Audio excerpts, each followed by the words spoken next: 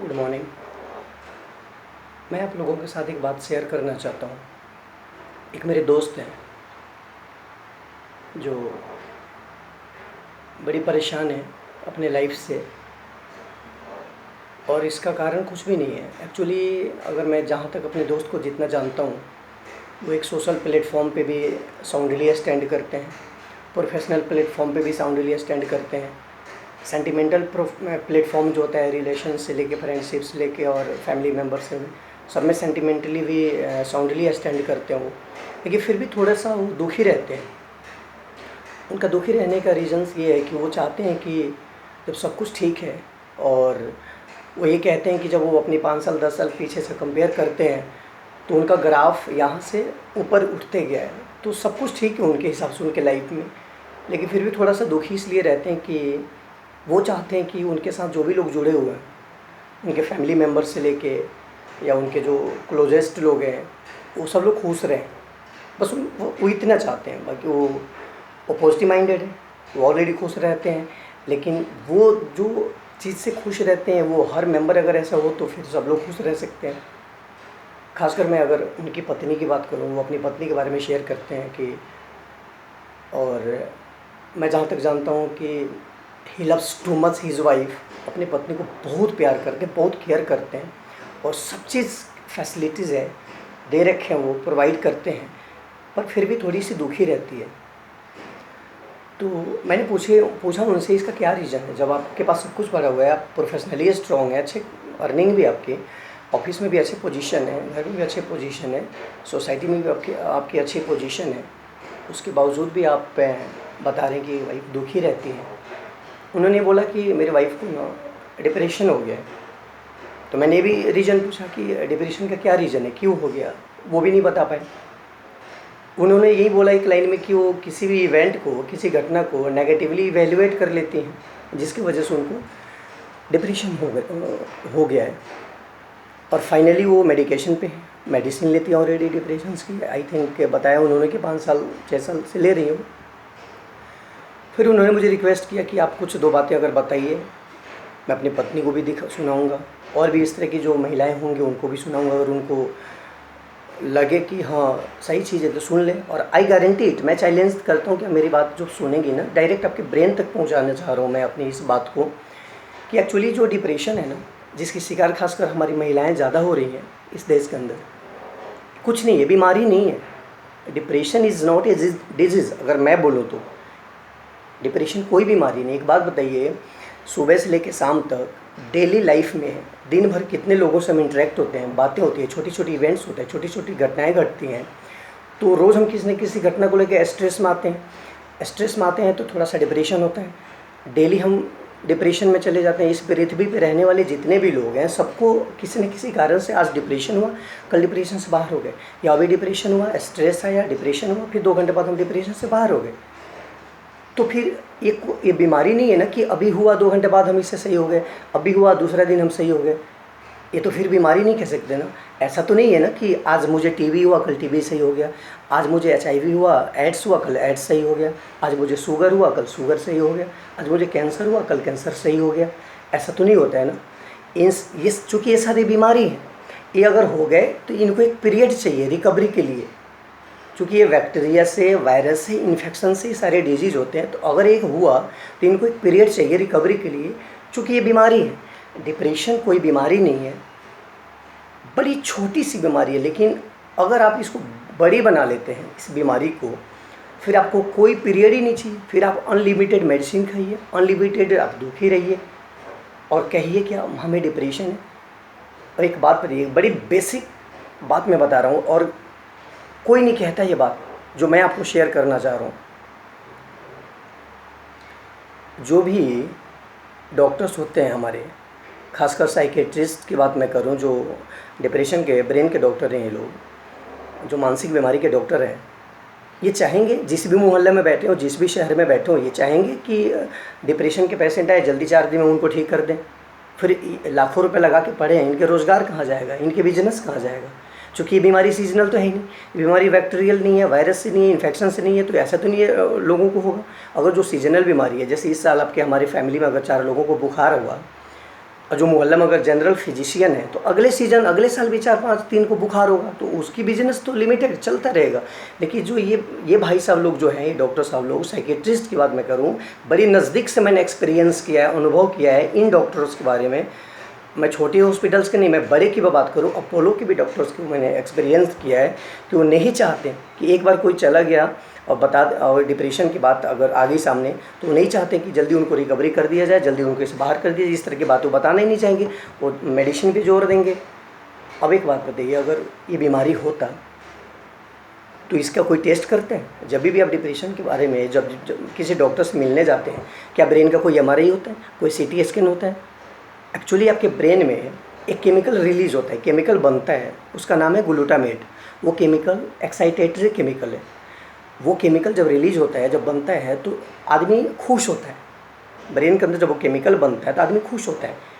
तो केमिकल बनता कैसे, आपको एक बड़ी बेसिक बात बताऊं, बाहर की बातों से जितनी पॉजिटिव बात आप अपने इस ब्रेन को देंगे, जितनी पॉजिटिव से पॉजिटिव बात आप अपने ब्रेन को देंगे, ब्रेन के अंदर जो न्यूरॉन्स होता है वो कन्वर्सन और ट्रांसमिशन के टाइम पे ये केमिकल बनता है। तो ये ग्लूटामेट केमिकल उतना ही ज़्यादा बनेगा जितना ज़्यादा आप पॉजिटिव बात अपने इस ब्रेन को देंगे, उतना ही ज़्यादा बनेगा ये। और जितने ज़्यादा आप नेगेटिव बातें अपने इस ब्रेन को देंगे, नेगेटिव इन्फॉर्मेशन अपने ब्रेन के अंदर डालेंगे, वो केमिकल बनना बंद हो जाता है या नेगेटिव केमिकल बनता है जो आपकी मेमोरी में नेगेटिव भरता है। तो आप फिर दुखी हो जाते हैं। आप किसी डॉक्टर के पास जाते हैं जो ब्रेन का डॉक्टर है, जो खासकर डिप्रेशन के डॉक्टर, साइकेट्रिस्ट की बात मैं कर रहा हूँ, वो कैसे समझता है कि आपके ब्रेन में केमिकल बनना कम हो गया या केमिकल बन नहीं रहा है? ये जो जिस केमिकल की मैं बात कर रहा हूँ, जिस केमिकल के डॉक्टर भी बात करते हैं कि ये केमिकल ब्रेन में बनना बंद हो गया है, वो कैसे? क्या कोई उनके पास थर्मामीटर है?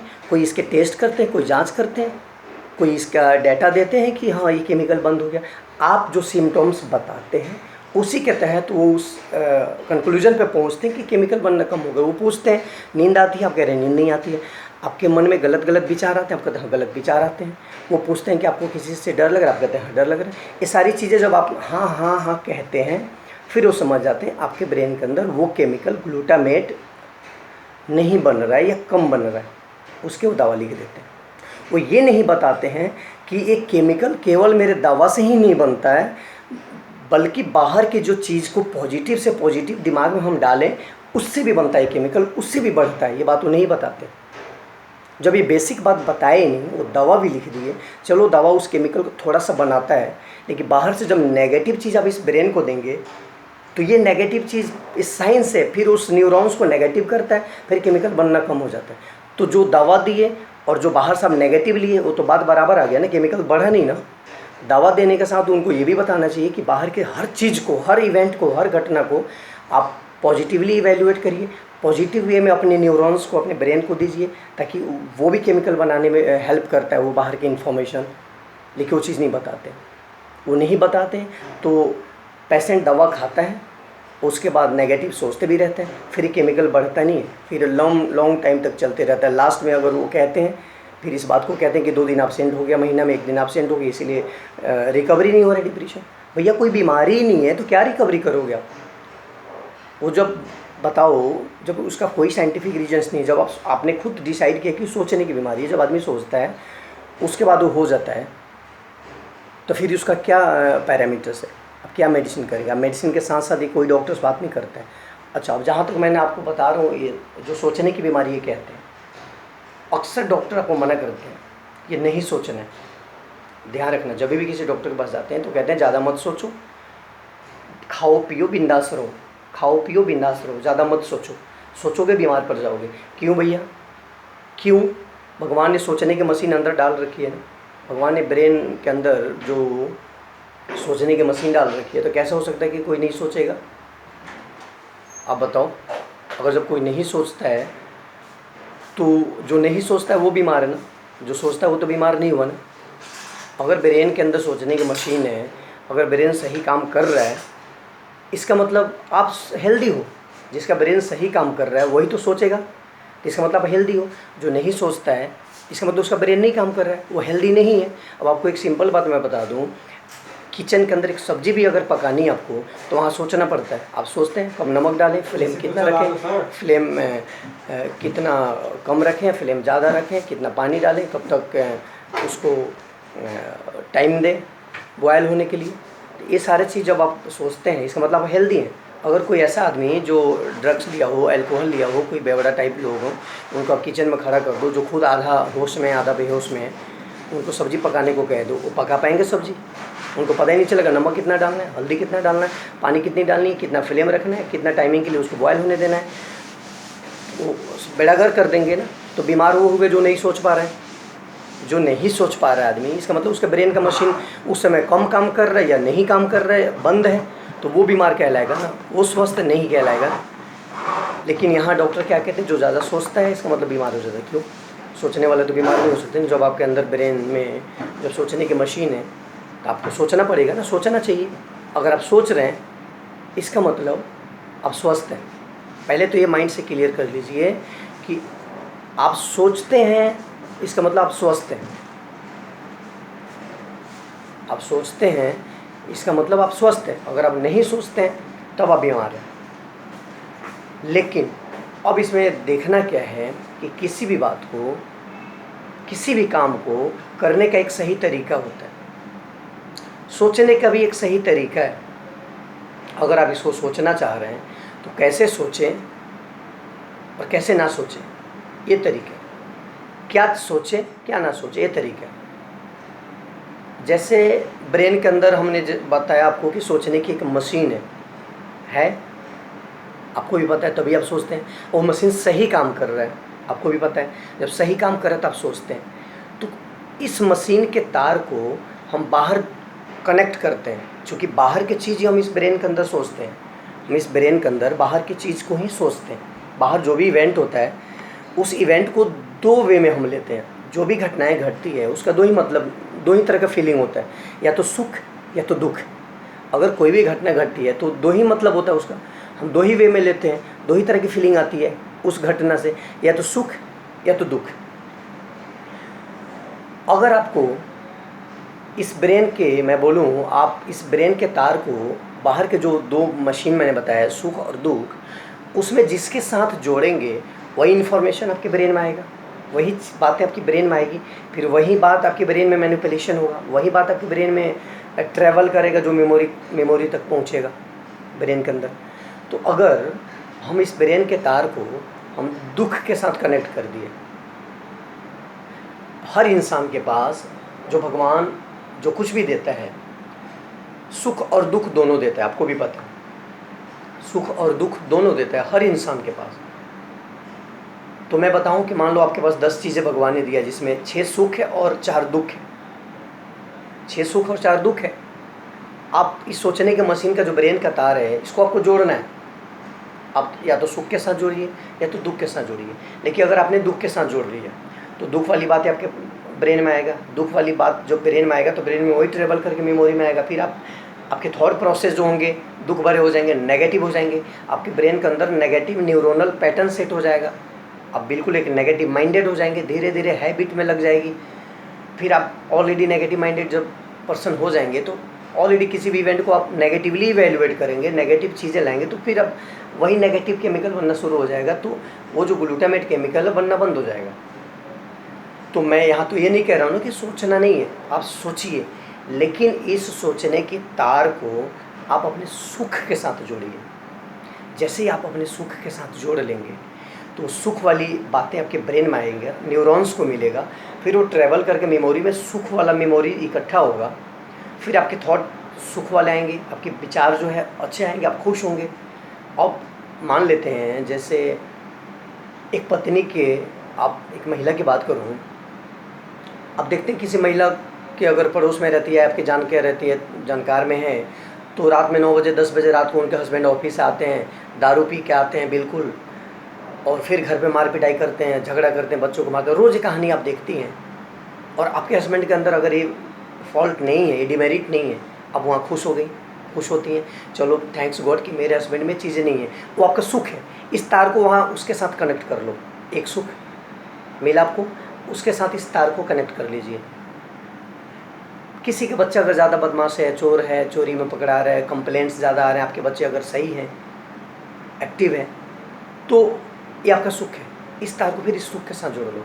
आपका 5 साल 10 साल पहले अगर इस कंडीशन डाउन था, अभी कंडीशन सही है, मतलब आपका ग्राफ ऊपर की तरफ बढ़ा है, ये आपका बहुत बड़ा सुख है। इस तार को इस सुख के साथ कनेक्ट कर लो। किसी के हस्बैंड अगर बेरोजगार है, काम नहीं मिल रहा है इस लॉकडाउन की वजह से, जैसे कि आपने देखा देश के अंदर हुआ है, अगर आपके हस्बैंड को रोज़गार चल रहा है, सही से सब कुछ अर्निंग आ रहा है, ये भी आपका भी सुख है। फिलहाल आप इस ब्रेन के तार को उसके साथ अटैच कर दो, कनेक्ट करिए, फिर आपको सुख मिले। छोटी छोटी जितने भी आपके सुख हैं जो आपको दिख नहीं रहा है, अब इसके साथ इस तार को कनेक्ट तो करो अपने ब्रेन के सोचने का मशीन का, फिर वहाँ से वही सुख वाली बातें आपके ब्रेन में आएगा, फिर आप खुश हो जाएंगे 101%। लेकिन दिक्कत क्या है, खासकर महिलाओं के अंदर प्रॉब्लम है कि उनको अपना सुख दिखाई नहीं देता है, उनको अपना दुख दिखाई देता है, उनको दूसरे का सुख दिखाई देता है। ये सबसे बड़ी प्रॉब्लम है। तो आज हाथ जोड़कर बेनती ये है कि आपके पास जितने भी सुख हैं, टटोलिए उस सुख को ढूंढिए। बहुत सारे सुख है। जब आप अपने सुख को ढूंढेंगे कि मेरे पास अच्छा चीज़ क्या क्या है, ऐसा कौन चीज़ है जो भगवान ने अच्छा है मेरे लिए दिया है। आपके बच्चे अच्छे हैं, आपका हस्बैंड अच्छे, आपके हस्बैंड अच्छे कमाते हैं, अच्छी हैबिट है, आपको ज़्यादा प्यार कर रहे हैं, आपके सराउंडिंग्स सब कुछ ठीक है, ये सारा आपका सुख है ना। इस तार को उनके साथ कनेक्ट करो ना, फिर वो सुख वाली बातें आपका आएंगी आपके दिमाग में। लेकिन नहीं, हम इसको कनेक्ट नहीं करते, हम डॉक्टर पे भरोसा करके रखते। डॉक्टर दावा देगा आपको। अभी फिर पहले भी बताया मैंने, viral disease, bacterial disease, infections disease, इन सब की मेडिसिन चलाएगा। जो चीज़ें आपके सोचने पे डिपेंड है, उसका क्या डॉक्टर दवा देगा। आपको बस एक ही हैबिट लगानी है कि आपके पास जो भगवान ने 10 चीज़ें दी हैं, उसमें बहुत सारे दुख, बहुत सारे सुख दिए होंगे। तो जो सुख दिए होंगे आप उसको पकड़ लो, उस सुख के साथ अपनी इस ब्रेन के तार को जोड़ लो, फिर आपकी सुख वाली फीलिंग आएगी, सुख वाले इन्फॉर्मेशन आपके न्यूरॉन्स को मिलेगा ब्रेन के अंदर, फिर वो ट्रैवल होकर मेमोरी में इकट्ठा होगा। धीरे धीरे आपकी मेमोरी सुखों से भर जाएगा, अच्छी फीलिंग से भर जाएगी, अच्छे थॉट्स प्रोसेस होने लगेंगे आपके ब्रेन के अंदर।